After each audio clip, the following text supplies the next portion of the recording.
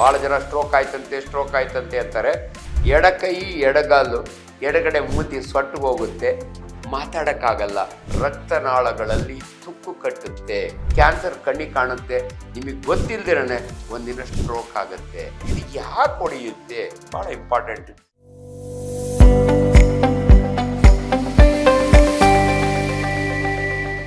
ನಮಸ್ಕಾರ, ಡಾಕ್ಟರ್ ಅಂಜನಪ್ಪ. ನಾನು ಚಿಕ್ಕ ಹುಡುಗ ಇದ್ದಾಗೆ ಮಠ ಮಧ್ಯಾಹ್ನದಲ್ಲಿ ನಮ್ಮೂರ ಕೆರೆ ಏರಿಯ ಮೇಲೆ ಕೆಂಪಣ್ಣ ಹೋಗ್ತಿದ್ನಂತೆ, ಲಕ್ವ ಹೊಡಿತಂತೆ, ಅಲ್ಲೇ ಬಿದ್ದೋದ್ನಂತೆ. ನೀವಾಗಿಂದಾಗೆ ಮಾತಾಡ್ತಿರ್ತೀರಿ.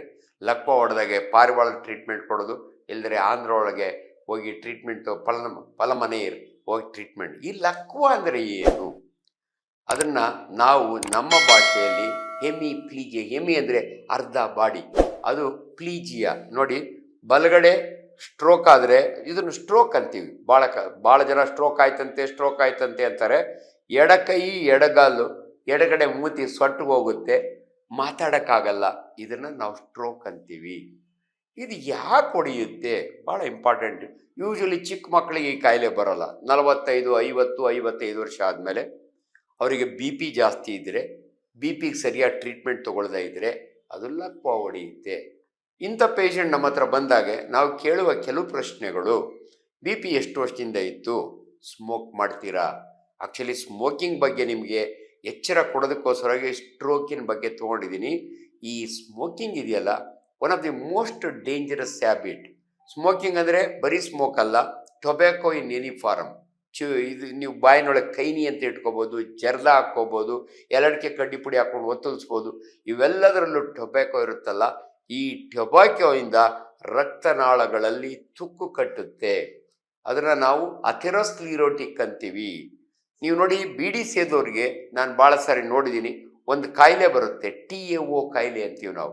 ಪರ್ಟಿಕ್ಯುಲರ್ಲಿ ನಾನು ನೋಡಿರೋದು ರಾಮನಗರ, ಚನ್ನಪಟ್ಟಣ ಕಡೆಯಿಂದ ಬರೋವಂಥ ಪಾಪ ರೈತರುಗಳು, ಬರೀ ಕಾಲಿನಲ್ಲಿ ಹೊಲ ಉಳೋಂಥವ್ರು ಬೀಡಿ ಸೇದಿ ಅವರ ರಕ್ತನಾಳಗಳು ಬಂದಾಗ್ತವೆ. ಅಂದರೆ ರಕ್ತ ಹರಿತಾ ಇರುತ್ತಲ್ಲ, ಬರ್ತಾ ಕಡಿಮೆ ಆಗುತ್ತೆ, ಬೆಟ್ಟಿಗೆ ರಕ್ತನೇ ಇಲ್ದಂಗೆ ಆಗುತ್ತೆ, ಬೆಟ್ಟು ಕಪ್ಪಗಾಗುತ್ತೆ. ಅದನ್ನು ನಾವು ಗ್ಯಾಂಗ್ರೀನ್ ಅಂತೀವಿ. ಸೊ ಟೊಬ್ಯಾಕೊ ಬಗ್ಗೆ ಮಾತನಾಡ್ತಿದ್ದೆ. ಜನಸಾಮಾನ್ಯರಿಗೆ ಅರ್ಥ ಆಗಲಿ ಅಂದರೆ ತಂಬಾಕು. ನೀವು ಭಾಳ ಸಾರಿ ನೋಡಿರ್ತೀರಿ, ಬೀಡಿ ಕಟ್ಟ ಮೇಲೆ, ಸಿಗರೆಟ್ ಪ್ಯಾಕಿನ ಮೇಲೆ ತಂಬಾಕು ಉಪಯೋಗಿಸೋದ್ರಿಂದ ನಿಮ್ಮ ಕೆನ್ನೆಗೆ ಕ್ಯಾನ್ಸರ್ ಆಗುತ್ತೆ ಅಂತ ಕೊಟ್ಟಿರ್ತಾರೆ. ಕ್ಯಾನ್ಸರ್ ಒಂದೇ ಅಲ್ಲ, ಇವತ್ತು ನಾನು ಮಾತಾಡ್ತಿರೋದು ಸ್ಟ್ರೋಕ್ ಅಂದರೆ ಪ್ಯಾರಾಲಿಸಿಸ್ ಅಂದರೆ ಲಕ್ವ, ಒನ್ ಸೈಡ್. ಇದಕ್ಕೆ ಕಾರಣ ಟೊಬ್ಯಾಕೊ ಅಂದರೆ ತಂಬಾಕು ಉಪಯೋಗಿಸೋದ್ರಿಂದ. ನಿಮಗೆ ಕ್ಯಾನ್ಸರ್ ಬರುತ್ತೋ ಇಲ್ಲೋ ಗೊತ್ತಿಲ್ಲ, ಅದು ಬರ್ಬೋದು, ಅನೇಕ ಕಾಯಿಲೆ. ಅದರೊಳಗೆ ಒಂದು ಭಾಳ ಇಂಪಾರ್ಟೆಂಟ್ ಅಂದರೆ ಅಟ್ಲೀಸ್ಟ್ ಕ್ಯಾನ್ಸರ್ ಕಣ್ಣಿಗೆ ಕಾಣುತ್ತೆ, ನಿಮಗೆ ಗೊತ್ತಿಲ್ಲದಿರನೆ ಒಂದಿನ ಸ್ಟ್ರೋಕ್ ಆಗುತ್ತೆ, ಅಂದರೆ ಒಂದು ಕಡೆ ಪ್ಯಾರಾಲಿಸಿಸ್ ಆಗುತ್ತೆ. ಇದಕ್ಕೆ ಕಾರಣ ರಕ್ತನಾಳ ಒಡೆದೋಗ್ಬೇಕು, ಇಲ್ಲದ್ರೆ ರಕ್ತನಾಳ ಬಂದಾಗಬೇಕು. ನಿಮ್ಗೆ ಭಾಳ ಸಿಂಪಲ್ಲಾಗಿ ಅರ್ಥ ಆಗಬೇಕು ಅಂದರೆ, ನಿಮ್ಮ ಕಾಲಿನ ಬೆರಳು ಕಪ್ಪಗಾಗುತ್ತೆ, ನಾವು ಗ್ಯಾಂಗ್ರೀನ್ ಅಂತೀವಿ. ರಕ್ತ ಯಾವಾಗಲೂ ಕೂಡ ನಮ್ಮ ಸೆಲ್ಸ್ಗಳಿಗೆ ಊಟ ಅಂದರೆ ಗ್ಲೂಕೋಸು, ಆಕ್ಸಿಜನ್ ತೊಗೊಂಡೋಗ್ತಾ ಇರುತ್ತೆ. ಯಾವಾಗ ಬೆರಳು ಬಂದಾಯಿತೋ ಸತ್ತೋಗುತ್ತೆ, ಅದನ್ನೇ ನಾವು ಗ್ಯಾಂಗ್ರೀನ್ ಅಂತೀವಿ. Macroscopic death of tissue is called gangrene. ಈ ಸ್ಟ್ರೋಕ್ ಅಂದರೆ ಏನಂದರೆ, ನಿಮ್ಮ ಸ್ಕಲ್ನಲ್ಲಿ, ತಲೆಯಲ್ಲಿ ಮೆದುಳು 2 ಭಾಗ ಇದೆ, ರೈಟ್ ಹೆಮಿಸ್ಪಿಯರ್, ಲೆಫ್ಟ್ ಹೆಮಿಸ್ಪಿಯರ್. ಇದಕ್ಕೆ ರಕ್ತ ಕುತ್ತಿಗೆಯಿಂದ ಹೋಗುತ್ತೆ, ಕೆರೋಟಿಡ್ ಹಿಂಗೆ ಹೋಗುತ್ತೆ.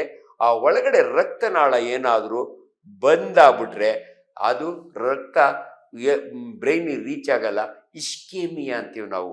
ಸೊ ಸ್ಟ್ರೋಕಲ್ಲಿ ಅಥವಾ ಲಕ್ವಾದಲ್ಲಿ 2 ವೆರೈಟಿ ಇದೆ. ಒಂದು ಇನ್ಫಾರ್ಕ್ಷನ್ ವೆರೈಟಿ, ಇನ್ನೊಂದು ಹೆಮರೇಜಿಕ್ಕು.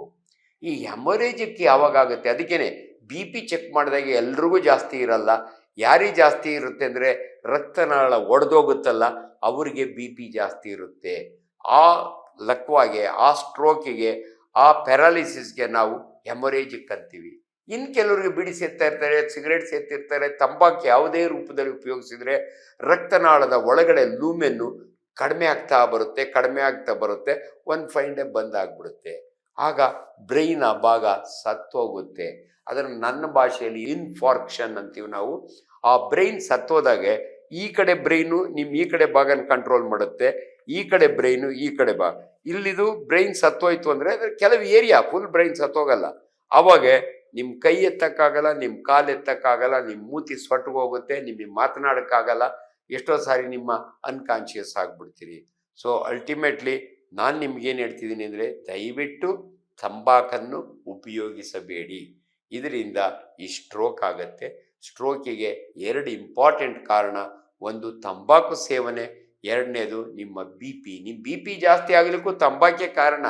ಬಟ್ ಎಲ್ರಿಗೂ BP ಜಾಸ್ತಿ ಆಗಿ ಸ್ಟ್ರೋಕ್ ಬರಲ್ಲ. BP ಜಾಸ್ತಿ ಇರೋರಿಗೆ ರಕ್ತನಾಳ ಪಟ್ ಅಂತ ಒಡೆದೋಗುತ್ತೆ.